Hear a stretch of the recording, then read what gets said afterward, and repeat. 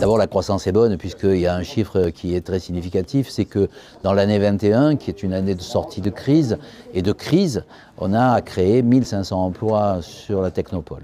Mais la question, c'est de se dire, est-ce qu'on se contente de ça ou est-ce qu'on accélère cette relance?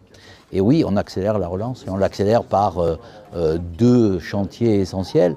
Le premier, c'est de l'investissement. Il y a de l'investissement privé, Ecotone. Il y a de l'investissement public, le Bustram qui continue sa progression. Et puis, bien sûr, le pôle innovation qui se cale en face de l'université. Et de l'autre côté, en dehors de ces investissements, il y a la baisse des impôts. Voilà, pour la deuxième année consécutive, on baisse les impôts sur les entreprises pour leur permettre de pouvoir relancer en toute confiance leurs entreprises et leur implantation sur Sophia Antipolis. Donc on a des impôts qui sont très bas, c'est les plus bas des technopoles, c'est les plus bas de ce département, et pourtant on baisse encore d'un point, et donc on baisse d'1 million d'euros les contributions des entreprises.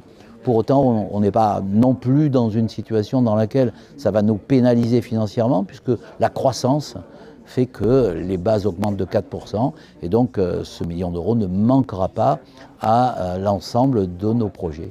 Donc recréer, continuer la dynamique, la croissance est là, la relance doit accélérer cette croissance.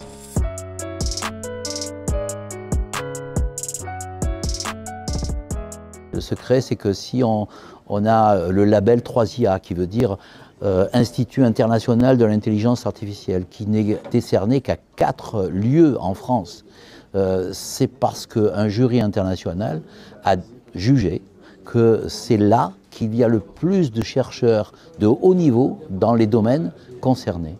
Donc il ne peut pas y avoir des entreprises sans l'université, il ne peut pas y avoir de la recherche sans l'université et sans les entreprises. La clé du succès, c'est la fertilisation croisée, le fait que tout le monde se parle et crée une dynamique à la fois intellectuelle, recherche et économique.